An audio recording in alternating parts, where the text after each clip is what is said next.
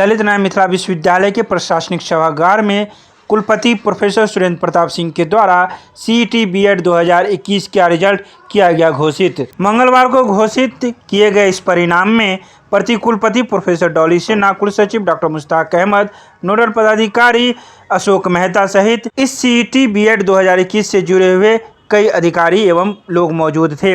वहीं कुलपति ने अपने संबोधन में कहा कि इस परीक्षा के लिए 1,36,772 अभ्यर्थियों का एडमिट कार्ड जारी किया गया था, जिसमें 1,17,968 अभ्यर्थी शामिल हुए थे और 18,804 अभ्यर्थी अनुपस्थित हुए थे।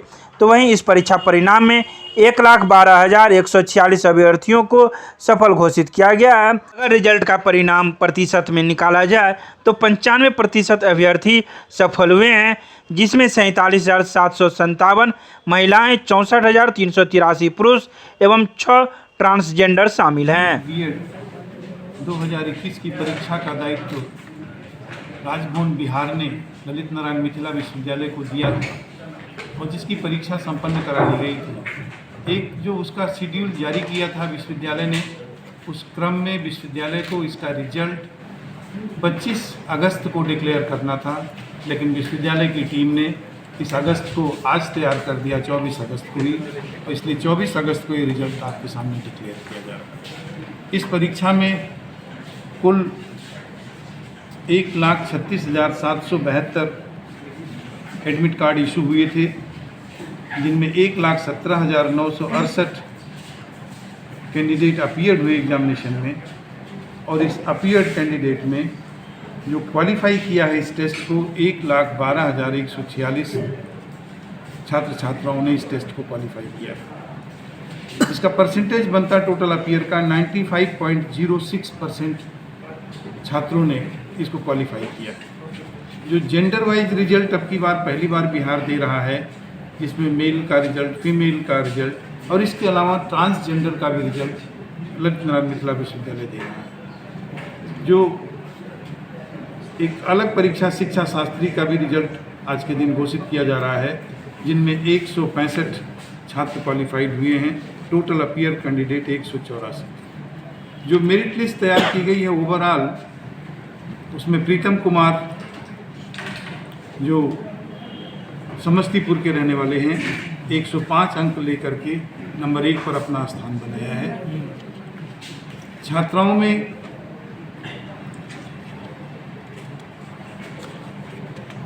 राखी कुमारी ने 103 अंक लेकर के छात्राओं की मेरिट में अपना पहला स्थान बनाया है।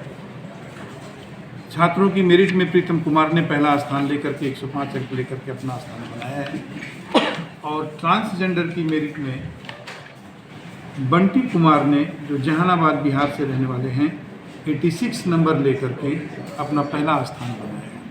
मैं इन सभी जिनकी मेरिट आई है सबको बधाई देता हूं, और उन सभी छात्रों को जिन्होंने परीक्षा में सफल उत्तीर्ण हुए हैं उनको बधाई देता हूं कि वो अपना प्रवेश सुनिश्चित करें।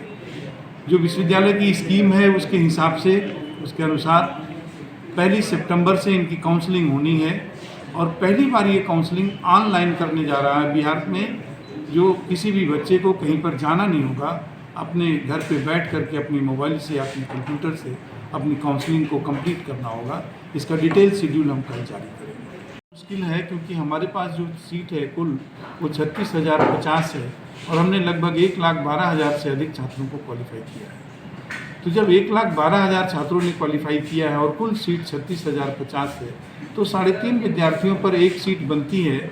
अब ये डिपेंड करेगा किसको कौन सा कॉलेज मिलेगा, कौन सा किसको नहीं मिलेगा, कहाँ पर सीटें भर जाएंगी।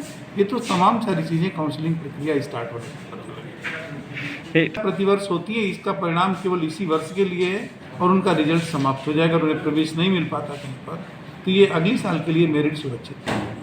अगली साल पुनः प्रवेश परीक्षा में उन्हें बैठना पड़ेगा।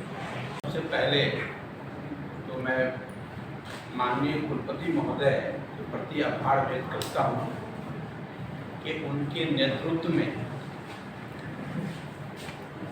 ये राज्य स्तरीय परीक्षा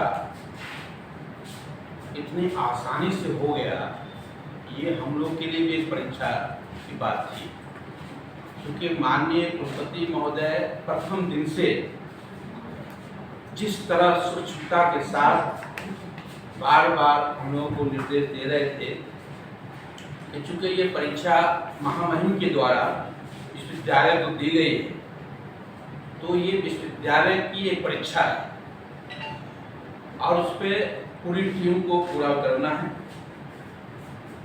हम नोडल पदाधिकारी के प्रति भी आभार व्यक्त करते हैं कि इनकी पूरी टीम ने जब से इस परीक्षा के संबंध में शुरुआत हुई और आज परिणाम की घोषणा हो रही है,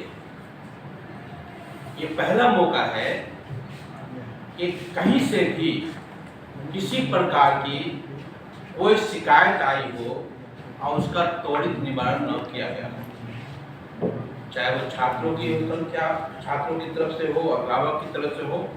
इसलिए आप जो मीडिया बंधु हैं, शायद आपके पास भी इस परीक्षा के संबंध में कोई अन्यथा शिकायत नहीं पहुंची होगी और उसका मुख्य कारण ये है कि माननीय कुलपति महोदय रात के 2 बजे बताते हैं कि कौन सा प्रश्न पत्र खुलेगा।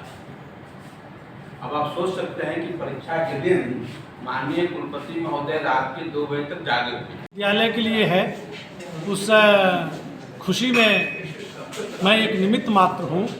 यह दायित्व माननीय कुलपति महोदय ने मेरे ऊपर सौंपा था और सबके सहयोग से, तमाम बिहार वासियों के सहयोग से, आप सभी मित्रजनों के सहयोग से सुभाष संस्था से यह काल आज 1 दिन पहले जारी हो रहा है। जाहिर सी बात है, माननीय कुलपति महोदय खुश है, प्रति कुलपति महोदया खुश हैं, सभी खुश हैं। तो उस खुशी में मैं भी हूँ, आप भी सभी शामिल हैं। अच्छा लग रहा है।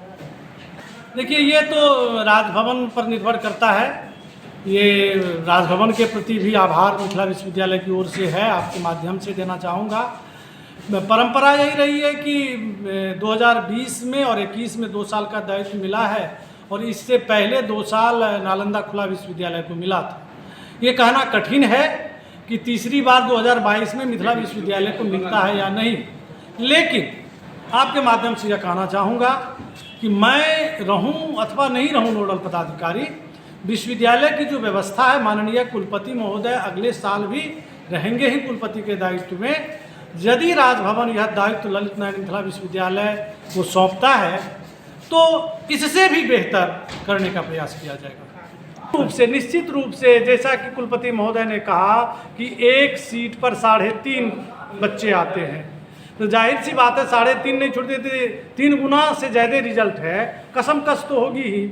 और ये अमूमन देखा गया है कि कुछ बच्चे परीक्षा तो देते हैं, इस बीच में यदि उनको इससे बेहतर विकल्प मिल जाता है वे उधर भी जाते हैं। तो यदि कोई बेहतर विकल्प तलाशता है तो मेरिट में भी ये सब, जैसे मान लीजिए प्रीतम कुमार 105 अंक ला के प्रथम स्थान प्राप्त किया है, लेकिन कल हो कि इससे बेहतर विकल्प उसे मिल जाता तो वह इसमें नामांकन नहीं लेगा। इस तरह की यदि बात होती रहेगी, मेरिट जो हमारा खड़ा होगा, जिसकी सूचना कल के बाद आप लोगों को दी जाएगी, तो ऊपर से नीचे तो आएगा ही। यह अब एक तरह से लक लेबर चांस की जो बात हम करते हैं, तो किसको चांस मिलता है वो आने वाला समय बताएगा।